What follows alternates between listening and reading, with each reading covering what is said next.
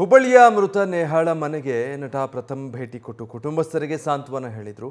ಈ ಭೇಟಿಯ ಬಗ್ಗೆ ನಮ್ಮ ಪ್ರತಿನಿಧಿ ಪ್ರಕಾಶ್ ನುಲ್ವಿ ಅವರನ್ನು ಮಾತನಾಡಿಸಿದ್ದಾರೆ. ಏನು ಹೇಳಿದ್ದಾರೆ ಪ್ರಥಮ್ ಘಟನೆ ಬಗ್ಗೆ ನೋಡೋಣ.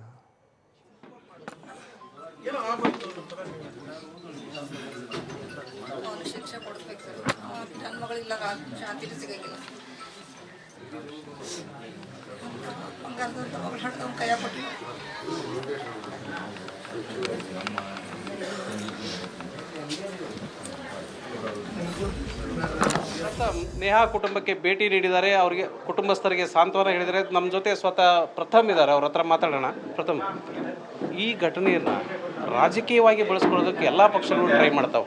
ಇದ್ರ ಬಗ್ಗೆ ಏನು ಹೇಳೋಕ್ಕೆ ಬಯಸ್ತೀರಿ ಆ ರಾಜಕೀಯ ಪಕ್ಷಗಳಿಗೆ? ರಾಜಕೀಯದವ್ರಿಗೆ ಒಂದು ಹೇಳ್ತೀನಿ ಸರ್, ನೀವು ಸ್ಟೇಟ್ಮೆಂಟ್ ಮಾಡ್ಬೇಕಾದ್ರೆ ಒಂಚೂರು ಎಚ್ಚರ ವಹಿಸಿ ಸರ್, ದಯವಿಟ್ಟು. ಹಿಂಗೆ ನೋವಾಗಿರೋರಿಗೆ ಯಾವುದೇ ಥರ ನೋವು ಮಾಡೋಕೆ ಬಿಡಿ. ಆಮೇಲೆ BJP ಇದನ್ನು ಮಾಡ್ತಿರಲ್ಲ. ನಿಮಗೊಂದು ಪ್ರಶ್ನೆ, 10 ವರ್ಷ ಅಧಿಕಾರ ಇತ್ತಲ್ಲ, ಒಂದು ಕಾನೂನು ತರ್ಬೋದಾಗಿತ್ತಲ್ವಾ?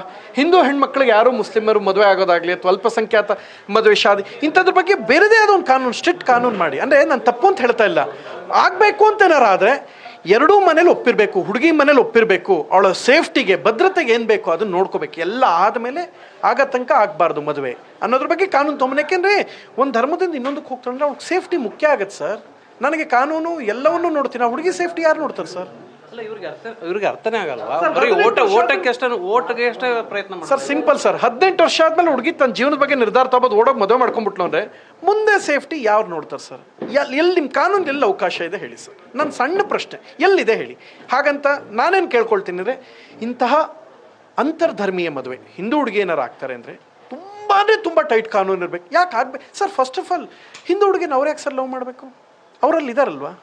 ನಿಮ್ಮವ್ರು ನೀವು ಮಾಡ್ಬೇಕು ತಾನೆ. ಒಂದಲ್ಲ, ಎರಡಲ್ಲ, 5 ಈ ಕತೆಗಳ ಸಿನಿಮಾ ಸರ್. ನಾನು ಹೇಳಕ್ಕಿದ್ದೀನಿ ಸರ್, ಒಂದು ನಿಮಿಷ ಸರ್, ನಾವು ಹೇಳ್ತೀವಿ ಸರ್, ದಯವಿಟ್ಟು ಮಾಧ್ಯಮದವರಾಗಿ ಪೊಲಿಟಿಷಿಯನ್ಸ್ ಇವೆಲ್ಲ ಬೇಡ ಸರ್. ನೀವು ರಾಜಕೀಯ ಬೇರೆ ವಿಚಾರದಲ್ಲಿ ಮಾಡಿ. ಅವ್ರನ್ನ ತುಳಿಯೋಕೆ ಏನೇನು ಬೇಕು, ಎದುರಾಳಿ ಪಕ್ಷಗಳನ್ನ ತುಳಿಯೋಕ್ಕೆ ಇನ್ನೇನೋ ರಣತಂತ್ರಗಳು ಮಾಡಿ, ಅವ್ನು ಸೋಲ್ಸೋಕ್ಕೆ ಇನ್ನೇನೇನೇನೋ ಮಾಡಿ, ತಪ್ಪಿಲ್ಲ. 2 ಪಕ್ಷ 3 ಪಕ್ಷ ಕೇಳೋದದೆ.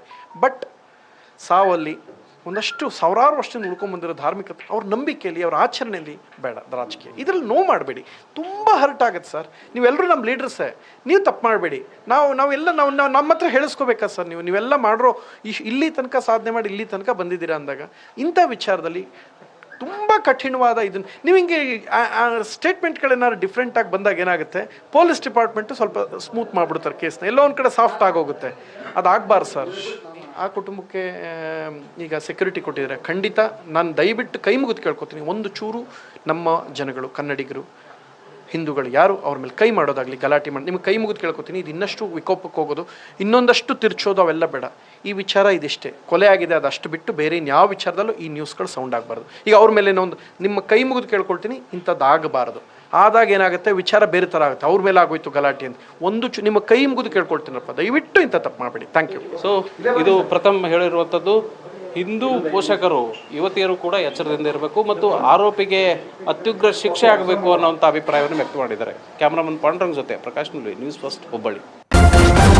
ನ್ಯೂಸ್ ಫಸ್ಟ್, ನಿರ್ಭೀತಿಯಿಂದ ನಿಮ್ಮ ಪರವಾಗಿ.